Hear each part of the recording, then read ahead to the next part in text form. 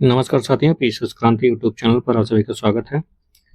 आज हम लोग देखेंगे monthly current affair chronicle magazine नवंबर की, जिसमें कि 27 सितंबर तक के करंट अफेयर कवर किए गए हैं। और इसमें हम लोग आज का हमारा टॉपिक है आर्थिकी घटनाक्रम। दिसंबर की मैगजीन आ गई है, हम लोग थोड़ा लेट हैं, लेकिन जो है इसको हम समय से कवर करके दिसंबर वाली मैगजीन भी कवर करा देंगे, जिसमें कि 27 अक्टूबर तक के करंट अफेयर कवर किए गए हैं। और साथ साथ इसका पीडीएफ आपको कहाँ मिलेगा? पीसीएस क्रांति 07 टेलीग्राम चैनल से इसका पीडीएफ आप लोग प्राप्त कर सकते हैं। अगर आपको मार्केट में मिल जा रही मैगजीन तो बेहतर है, नहीं मिल रही है तो आप इसका पीडीएफ पीसीएस क्रांति से टेलीग्राम चैनल से प्राप्त कर सकते हैं। ठीक, चलिए देखते हैं आज का अपना पहला टॉपिक, आर्थिकी में पहला टॉपिक क्या है? भारत में लिबराइज्ड रेमिटेंस स्कीम के तहत ब्राह पेशण में 11% की गिरावट आई है। तो क्या लिबराइज रेमिटेंस क्या होता है? ये होता है जो विदेशों में भारतीय कमा रहे हैं, जो पैसे भेजते हैं, ये होता है। इसका हम विस्तार से देखते हैं। 26 सितंबर 2025 को जारी आंकड़े के अनुसार जुलाई 2025 में भारतीय निवासियों द्वारा लिबराइज्ड रेमिटेंस स्कीम के तहत ब्राह पेशण में वर्ष दर कितना 11% की गिरावट दर्ज की गई है, जो 245.29 करोड़ डॉलर रहा है। जबकि पिछले वर्ष कितना था? 275.4 करोड़ था। कितना डॉलर था? 275 डॉलर था, और अभी कितना हो गया? 245 हो गया है। भारत का प्रदर्शन 2010 में कितना था? 2010-11 में कितना था? 55 अरब से बढ़कर 2023-24 में 118 अरब हो गया है।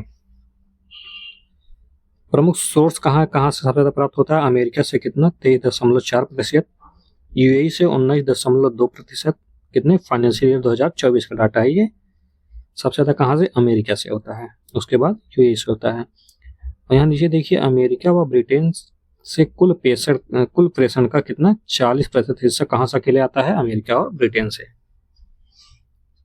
राज्यवार विवरण देख लेते हैं, किस राज्य में सबसे ज्यादा जो है प्रवासी। तो इसमें महाराष्ट्र नंबर 1 पर है, केरल 2 पे, तमिलनाडु 3 पे। कुल प्रेषण में आधा हिस्सा कहाँ? हरियाणा, गुजरात और पंजाब का हिस्सा कितना है? 5% है। आधा किसका है?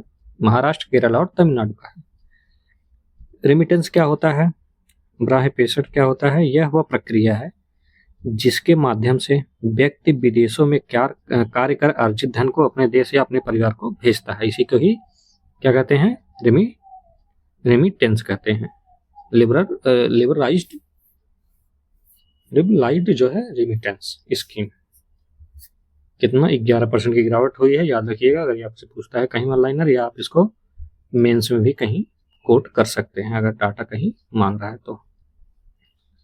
अगला क्या है? परंपरागत चिकित्सा की बढ़ती प्रासंगिकता। इतना कोई महत्वपूर्ण नहीं है, इसका बस एक जानिए। वैश्विक मान्यता किसको दिया गया है?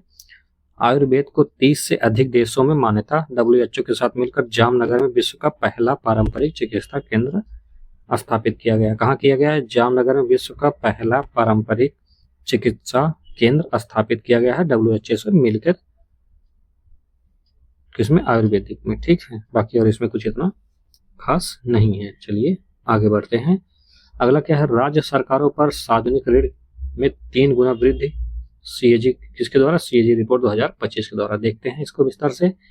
19 सितंबर 2025 को नियंत्रक एवं महालेखा परीक्षक कैग की पहली डिकेडल रिपोर्ट।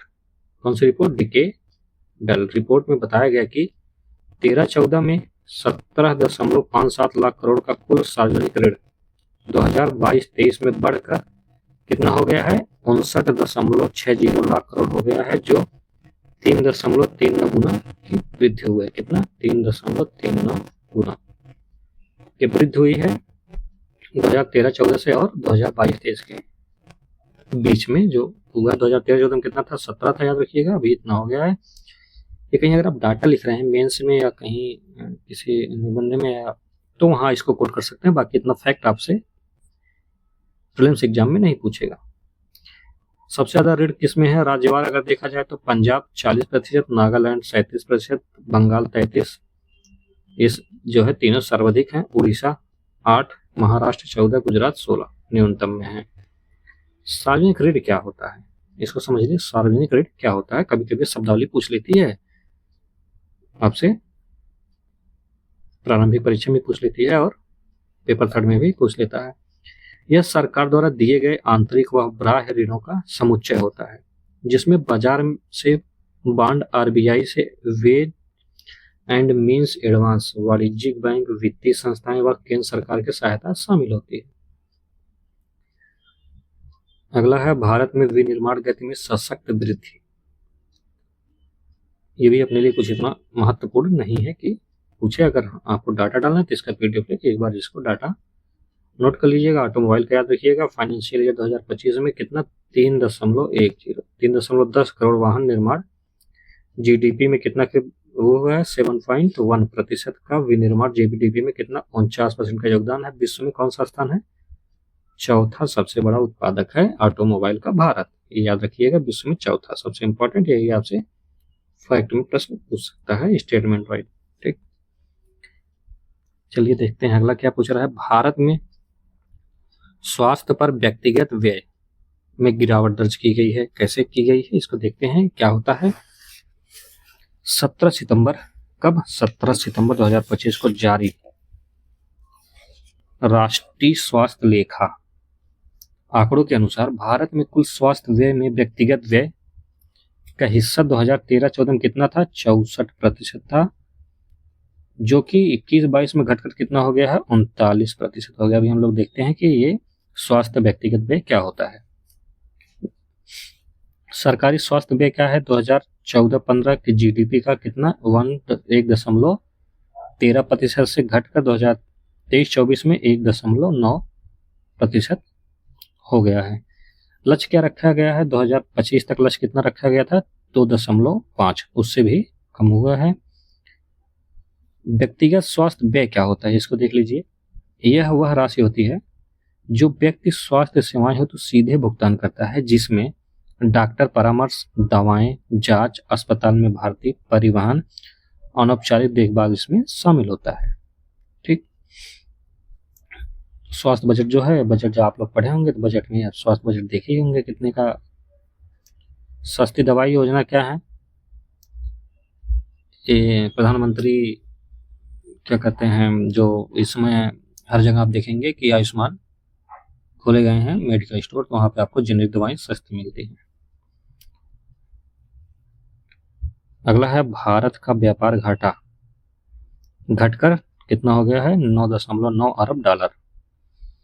अभी हम लोग देखते हैं व्यापार घाटा होता क्या है, पहले देख लेते हैं। व्यापार घाटा जब कोई देश आयातित वस्तुओं व सेवाओं पर निर्यात से अधिक व्यय करता है, इससे आयातित वस्तुओं पर निर्यात से अधिक व्यय करता है तो उसे व्यापार घाटा कहा जाता है। यह घरेलू मुद्रा को कमजोर करता है। व्यापार घाटा क्या करता है, घरेलू मुद्रा को कमजोर करता है, वह विदेशी मुद्रा भंडार पर दबाव डालता है।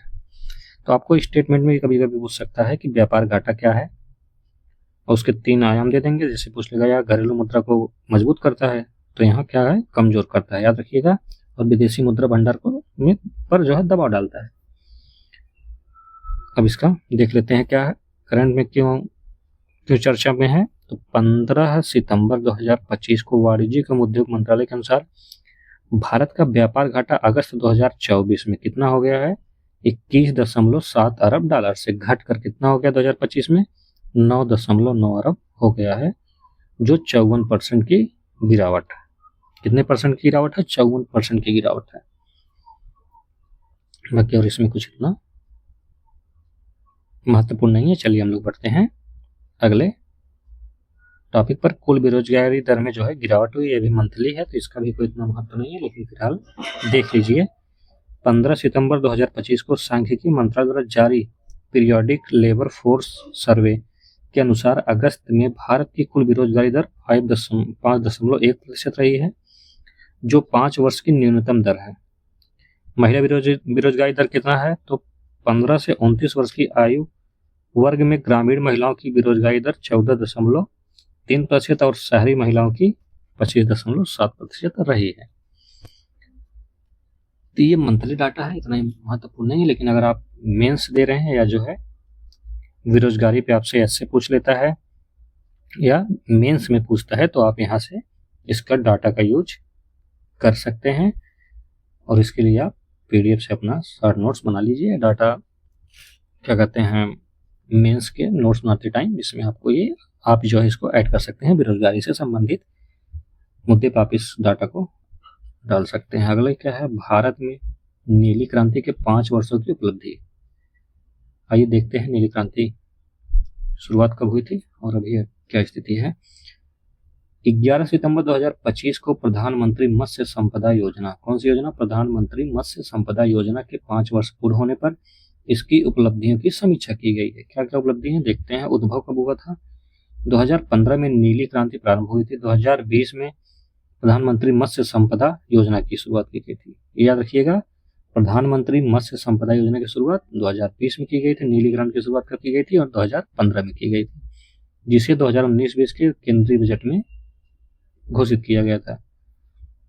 उत्पादन क्या है इसका, 2024-25 में भारत में 195 लाख टन मछली उत्पादन किया, जो 2019-20 में कितना था, 141.64।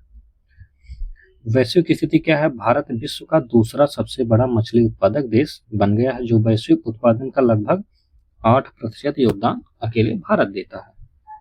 विश्व का कौन सा स्थान है मछली उत्पादन में, तो दूसरा स्थान है, इसको आप लोग याद रखिएगा। अगला है नीली क्रांति क्या है। यह भारत सरकार की एक प्रमुख पहल है जिसका उद्देश्य मत्स्य क्षेत्र में उत्पादन, मूल्य श्रृंखला, तकनीकी व बुनियादी ढांचे को सुदृढ़ बनाता है। अगला टॉपिक देखते हैं, 2047 तक शीर्ष 5 जहाज निर्माण राष्ट्रों में स्थान भारत का लक्ष्य। 10 सितंबर 2025 को भारत सरकार ने वैश्विक जहाज निर्माण बाजार में वर्तमान 0.06% हिस्सेदारी को 2047 तक शीर्ष 5 देश में पहुंचने का लक्ष्य निर्धारित किया है। वर्तमान स्थिति क्या है भारत की, भारत का समुद्री क्षेत्र GDP में 4% योगदान देता है, वैश्विक टन भार में 1% हिस्सेदारी है। भारत अभी कितने 16वें स्थान पर है, जिसे 2030 तक शीर्ष 10 व 2047 तक शीर्ष 5 में लाने का पूरा प्लान सरकार द्वारा किया गया है। ठीक, वैसे तुलना में अगर देख लेते हैं तो नंबर 1 पर कौन है, चीन है, फिर दक्षिण कोरिया, फिर जापान, मिलकर कितना 85% जहाज निर्माण बाजार को नियंत्रित करते हैं। चलिए चलते हैं अगले टॉपिक पर, भारत का मिनरल ट्रेडिंग एक्सचेंज। यह क्या है, 4 सितंबर 2025 को कोयला व खान मंत्री ने घोषणा की कि भारत जल्द ही घरेलू खनिज उद्योगों हेतु मिनरल ट्रेडिंग एक्सचेंज स्थापित करेगा। एक्सचेंज की संरचना क्या है इसको देख लेते हैं, फिर मिनरल ट्रेडिंग एक्सचेंज देखेंगे ये क्या है। एक्सचेंज की संरचना है, लंदन मेटल एक्सचेंज जैसी प्रणाली पर आधिकारिक सेबी के नियम में कार्य करेगा, मूल्य निर्धारण पारदर्शिता व निवेशकों को बेहतर सूचना प्रदान करेगा।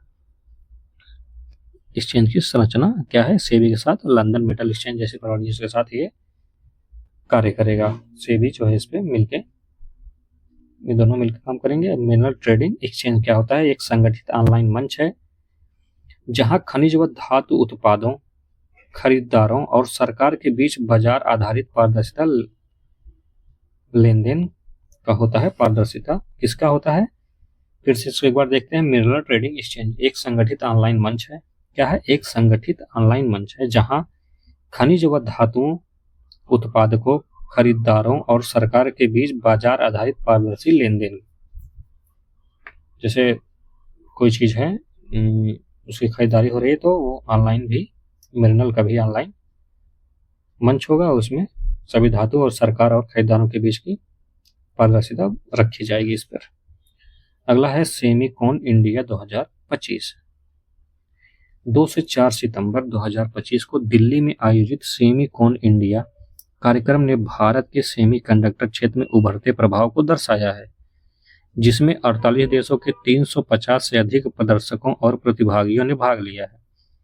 मुख्य तथ्य इसके क्या है, आयोजक का उद्देश्य क्या था, भारत को वैश्विक सेमीकंडक्टर मैन्युफैक्चरिंग हब के रूप में स्थापित करने के लिए नवाचार, निवेश और कौशल विकास को प्रोत्साहित करना है।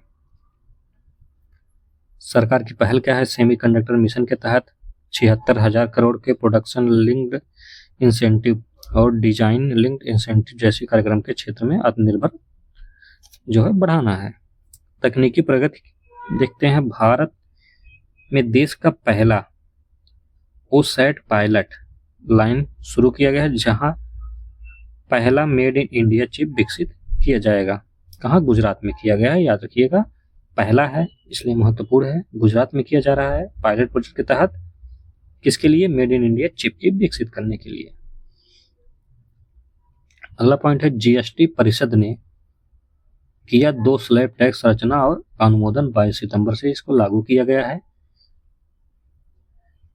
देखते हैं किस किस पे जीएसटी कितना लगाया गया है। 3 सितंबर 2025 को जीएसटी परिषद ने भारत के अप्रत्यक्ष कर ढांचे को संशोधित करके नई 2 दरें 5% और 18% टैक्स प्रणाली और कुछ विशेष वस्तुओं के लिए 40% विशेष दर का अनुमोदन किया है।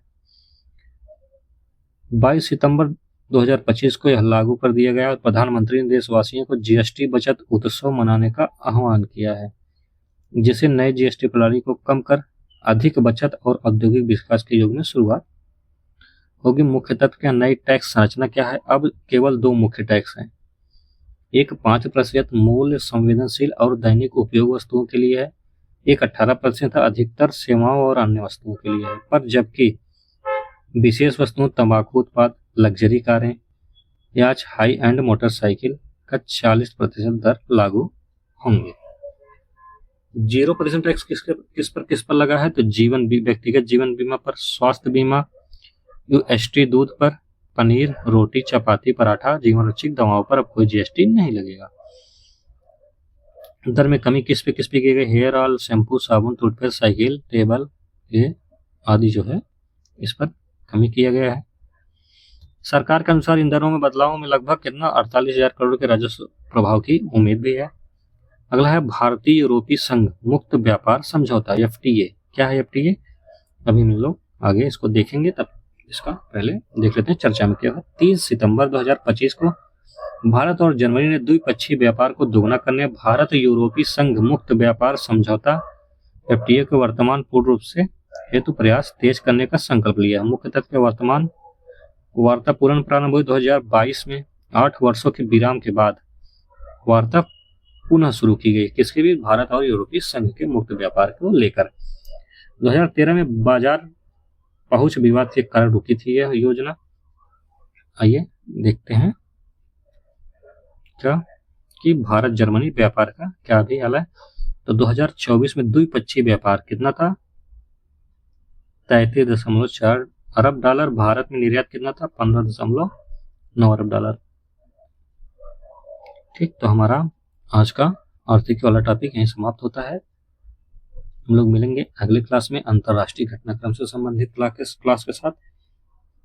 इसका पीडीएफ अगर आपको चाहिए तो आप पीसीएस क्रांति 07 अगर टेलीग्राम पे डालेंगे तो आपको वहां पर मिल जाएगा, या आप जो है डायरेक्ट मैसेज या कॉल कर सकते हैं। मैसेज के लिए 8447 इस नंबर पर आप 8447 967801 पर मैसेज करके पीडीएफ ले सकते हैं। तब तक के लिए धन्यवाद।